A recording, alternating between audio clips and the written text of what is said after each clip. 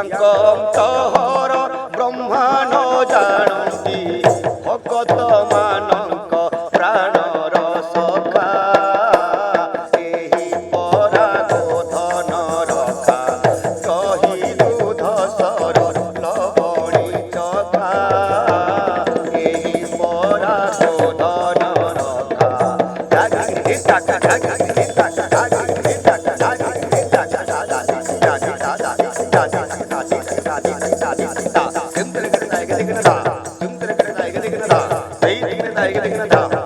ଏହି ଶିବ ଧନୁକୁ ଟେକି ବିବାହ ହୋଇଥିଲେ ଜାନକୀ ଏହି ଶିବ ଧନୁକୁ ଟେକି ବିବାହ ହୋଇଥିଲେ ଜାନକୀ ଏହାଙ୍କ ଚରଣ ଲାଗିଣ ପାଷାଣ ଏହାଙ୍କ ଚରଣ ଲାଗିଣ ପାଷାଣ ଅହଲ୍ୟା ହୋଇଲା ଦିବ୍ୟ ନାୟିକା ଅହଲ୍ୟା ହୋଇଲା ଦିବ୍ୟ ନାୟିକା ଏହି ପରା ଗୋଧନ ରଖା କହି ଦୁଧ ସର ଲବଣୀ ଚଖା ଏହି ପରା ଗୋଧନ ରଖା ଅଭିରାମ ବାଇ କହି ସର୍ବ ଘଟେ ଅଛନ୍ତି ରହି ଅଭିରାମ ବାଇ କହି ସର୍ବ ଘଟେ ଅଛନ୍ତି ରହି ଭ୍ରମର ଗୁମ୍ଫାରେ ଚାଷ କରୁଛନ୍ତି ଭ୍ରମର ଗୁମ୍ଫାରେ ଚାଷ କରୁଛନ୍ତି ଦିଶି ଯାଉଅଛି ମୟୂର ପଙ୍ଖା ଏହି ପରା ଗୋଧନ ରଖା ସେ ଦହି ଦୁଧ ସର ଲବଣୀ ଚଖା ଏହି ପରା ଗୋଧନ ରଖା ତାତା ଝିଣା ତାତା ଝିଣା ତାତା ଝିଣା ତାତା ଝିଣା ତାତା ଝିଣା ତାତା ଝିଣା ତାତା ଝିଣା ତାତା ଝିଣା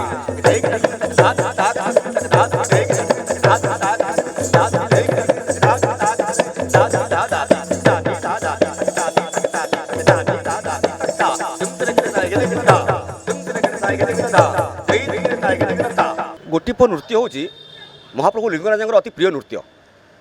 ଗୋଟିପ ନୃତ୍ୟ କେବଳ ମହାଦେବଙ୍କର ଅତି ପ୍ରିୟ ନୃତ୍ୟ। ମହାଦେବଙ୍କର ଯେତେ ପର୍ବପର୍ବାଣୀ ହୁଏ ପ୍ରତ୍ୟେକ ପର୍ବପର୍ବାଣୀରେ ଗୋଟିପ ନୃତ୍ୟ କରାଯାଏ। ବିଶେଷ କରି ମହାପ୍ରଭୁ ଲିଙ୍ଗରାଜ ମହାପ୍ରଭୁଙ୍କର ଯେଉଁ ଚନ୍ଦନ ଯାତ୍ରା ଆମର ଚାଲିଛି ଏ ଚନ୍ଦନ ଯାତ୍ରାରେ ଗୋଟିପ ନୃତ୍ୟ ପ୍ରଭୁଙ୍କ ସାମ୍ନାରେ ଗୋଟିପ ନୃତ୍ୟ ଆମର ନୃତ୍ୟ କରି କରି ଯାଆନ୍ତି ସେମାନେ। ଆମର ବ୍ରାହ୍ମଣ ନିଯୋଗରେ ଟିକେ ନୃତ୍ୟ ହୁଏ ଏବଂ ପୂଜାପଣା ନିଯୋଗ ବଡ଼ୁ ନିଯୋଗ ତାପରେ ପ୍ରଭୁ ଯାଆନ୍ତି ଭିତରକୁ ଭିତରେ ବାଖିଆରେ ଦୁଇ ତିନିଟା ଗୀତ ହୁଏ ତାପରେ ଗୀତ ଗୋବିନ୍ଦ କରାଯାଏ। ଗୀତ ଗୋବିନ୍ଦ ପରେ ଏ ନୃତ୍ୟ ଯେଉଁ ମନ୍ଦିରରେ ନାଇଁ ଆମର ଉଦ୍ଦେଶ୍ୟ ହେଉଛି ଠାକୁରଙ୍କ ସେବା କରିବା। ଠାକୁରଙ୍କ ଚରଣରେ ଆମର ନୃତ୍ୟ ସମର୍ପଣ କରିବା ହେଉଛି ଆମର ସେବା।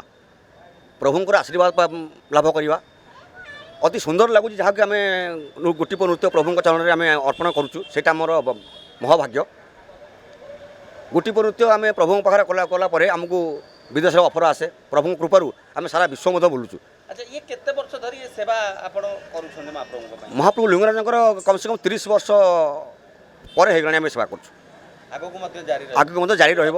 ଛାତ୍ରଛାତ୍ରୀ ପିଲାମାନେ ଅଛନ୍ତି ଆଜ୍ଞା ସେମାନେ ମଧ୍ୟ ସେବା କରୁଛନ୍ତି ଆଗରୁ ମଧ୍ୟ କରିଛନ୍ତି। କାରଣ ଝଙ୍କଡ଼ଶାଳା ଆମର ଜଗନ୍ନାଥ ମନ୍ଦିର ସାକ୍ଷୀ ଗୋପାଳଜୀଙ୍କ ମନ୍ଦିର ଲିଙ୍ଗରାଜ ମହାପ୍ରଭୁଙ୍କ ମନ୍ଦିର ସବୁ ମନ୍ଦିରରେ ଚାପ ଚାଲି ସବୁଠି ଗୋଟିପ ନୃତ୍ୟ ହେଉଛି। କିନ୍ତୁ ଲିଙ୍ଗରାଜ ମହାପ୍ରଭୁଙ୍କର ଏଇ ଯେଉଁ ଚାପ ଏଇ ସମ୍ପୂର୍ଣ୍ଣ ନିଆରା ପ୍ରଭୁଙ୍କ ଆଗରେ ନାଚି ଯିବା ପଟୁଆର କରିବା ସେଇଟା ବଡ଼ କଥା। କହିବ ମୋ ନାଁ ମାନ୍ୟତା ମହାସ୍ୱର ମୁଁ 8ରେ ପଢ଼ୁଛି। ଏଇଠି ଲିଙ୍ଗରାଜଙ୍କ ଚାପରେ ମୁଁ ପ୍ରଥମ ବର୍ଷ ନାଚୁଛି ଏଇଟା।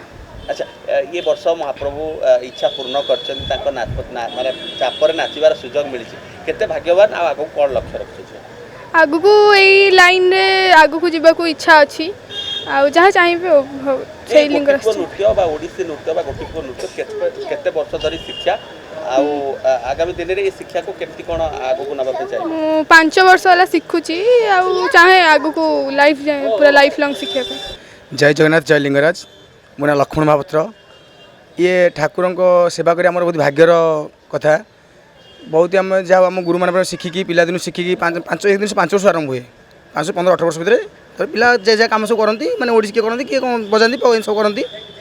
आम जाऊ गुरु मान आशीर्वाद भगवान आशीर्वाद आम जो ये सेवा पाऊँ ठाकुर सेवा करने से बहुत भाग्य आम केते वर्ष धरी आपण चापरे नृत्य परिश्रम करନ୍ତି चापर तो एमती 7-8 वर्ष है ठाकुर सेवा करवा आसिक किंतु ये गोटे समर्पण सेवा सेवा ए सेवा क्या क्या मिलूँ आज्ञा नहीं आपण ये सब कौन कि गुरुंर आशीर्वाद आ भगवान आशीर्वाद सब तांकरी आशीर्वाद आम जा गुरु आशीर्वाद भगवान आशीर्वाद विदेशी बाहर सब बुली सब बुली पार्छ बहुत लोग चिन्ह पार्छु भी बहुत बहुत दिन आम गुरु आशीर्वाद बहुत जाइए लंडन अमेरिका फ्रांस सब बुलीचु सब तो प्रभु आशीर्वाद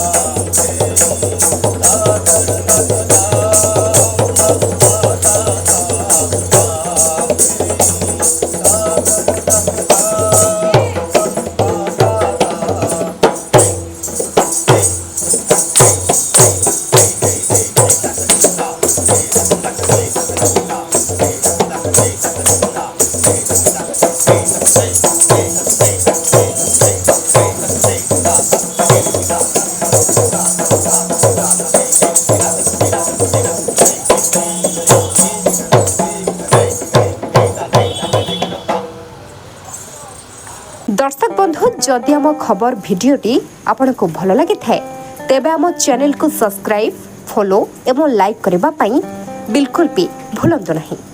हाँ दर्शक बंधु आपण अन्य बंधु मानक मध्य शेयर निहाती करंतु। धन्यवाद।